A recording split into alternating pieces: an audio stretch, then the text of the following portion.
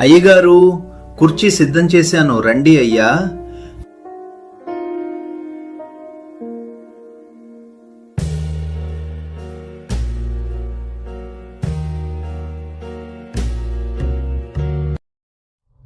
నా కూతురికి మంచి సంబంధం చూసి పెళ్లి చెయ్యాలి.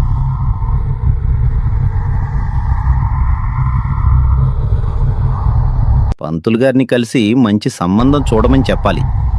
తల్లి, నీకు సంబంధాలు చూస్తున్నాను. నీకిష్టమే కదా తల్లి? అయ్యో నాన్నగారు, మీరు నన్ను అడగాలా? మీకిష్టమైతే నాకు కూడా ఇష్టమే. మంచిది బంగారం, నేను అలా గ్రామంలోకి వెళ్ళొస్తాను.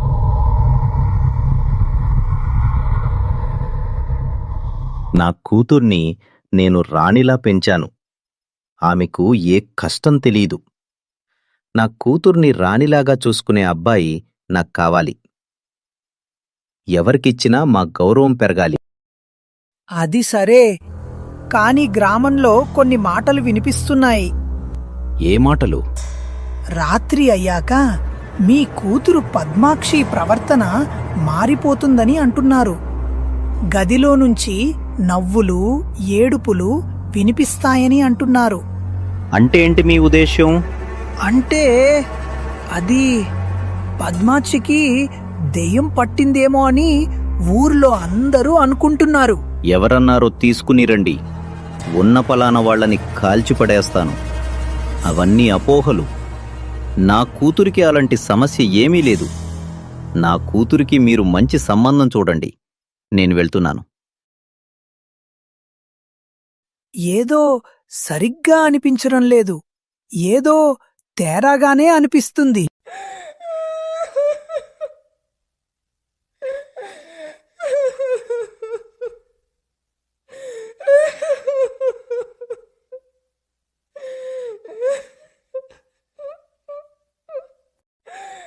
వామ్మో, ఈ ఇంట్లో నుండి మళ్ళీ ఏడుపులు వినిపిస్తున్నాయి.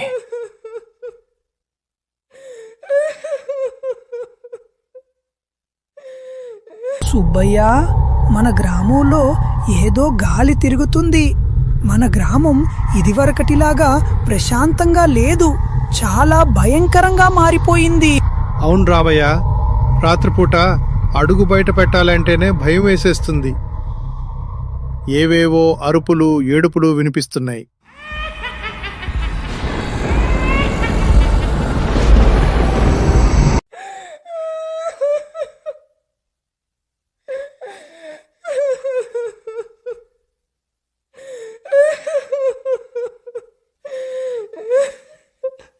అయినా మన ఊరి పెద్ద యశోదనుండగా మనకి ఏమవుతుంది చెప్పు?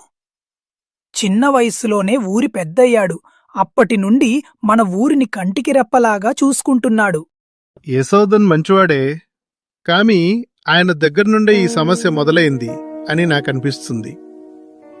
ఆ రోజు ఆ నర్తకీలు ఈ ఊర్లో అడుగుపెట్టినప్పటి నుండే ఈ ఊరికి ఏదో శాపం పట్టుకుంది. నేను చెప్తుంటే మీరు ఎవ్వరూ నమ్మడం లేదు.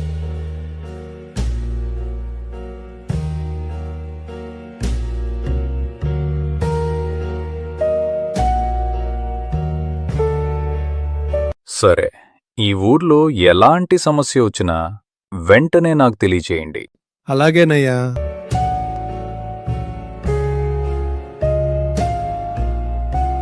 యశోదన్ బాబు, నమస్కారం. మీరు నా కొడుకుకి మంచి ఉద్యోగం ఇప్పించారు. అందుకుగాను నేను మీకోసం ఒక బహుమతి తీసుకొని వచ్చాను. వీళ్ళిద్దరూ నర్తకీమణులు. వీళ్ళని మీకు బహుమానంగా ఇస్తున్నాను. వీళ్ళు మీకు సేవ చేసుకుంటారు బాబూ. మమ్మల్ని అమ్మేశారు. మేము ఇంక తప్పించుకోలేము. వీరయ్య, ఎవరి దగ్గరకొచ్చి ఏం మాట్లాడుతున్నావు? ఆడపిల్లలు నాకు తల్లితో సమానం. వాళ్లతో నువ్వు వ్యాపారం చేస్తున్నావా? ఇదేనా నువ్వు చేసే పని? ఇంక వాళ్లకి నీకు ఎలాంటి సంబంధం లేదు. నువ్వు మర్యాదగా ఇక్కడి నుండి వెళ్ళిపో. నాకింకెప్పుడూ నువ్వు కనిపించకూడదు. పో.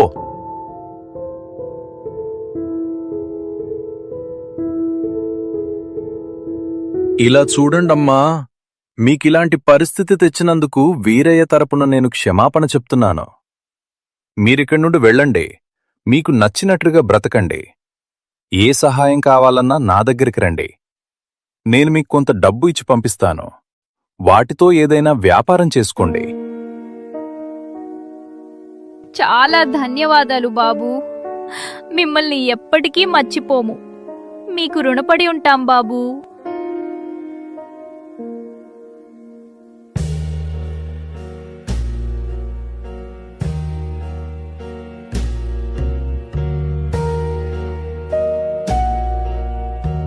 జాగ్రత్తగా వెళ్ళిరండమ్మా.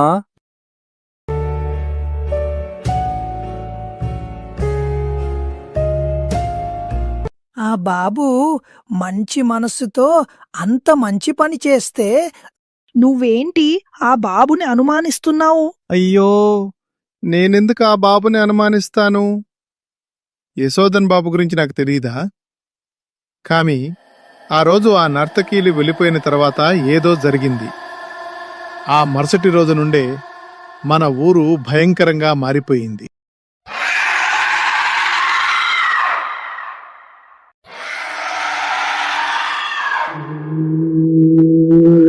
ఏంటిరా ఇది? ఈరోజు దారి కొంచెం విచిత్రంగా ఉంది. ఈ దారి ఇంత భయంకరంగా ఎప్పుడూ లేదు.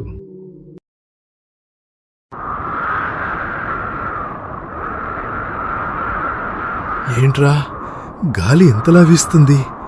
బాగా చలివేస్తుందిరా.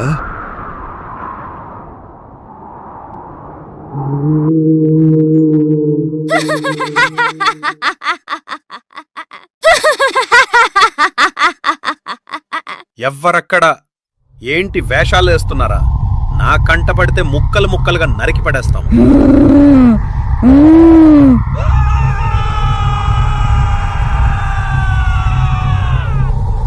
మీకు అది తప్పించి ఇంకా ఏమీ తెలియదేంట్రా? ముక్కలు ముక్కలుగా నరికితే ఎలా ఉంటాదో మీకు మేము చూపిస్తాంరా. ఈరోజు నేను మీ రక్తం తాగుతాను. అసలు ఎవరు ఎవరు మీరు? దయచేసి మమ్మల్ని వదిలేయండి.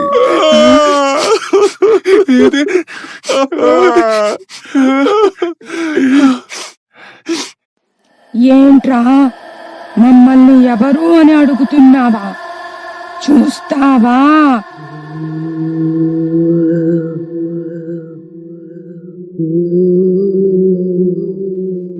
ఇప్పుడు మీ తలను ముండాన్ని వేరు చేసి పడేస్తాంరా, చెత్త బెదవల్లారా.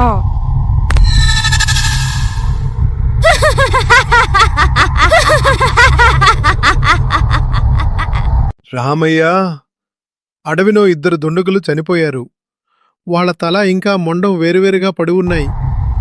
వాళ్ల ముఖాలు భయంతో గడ్డకట్టిపోయాయి.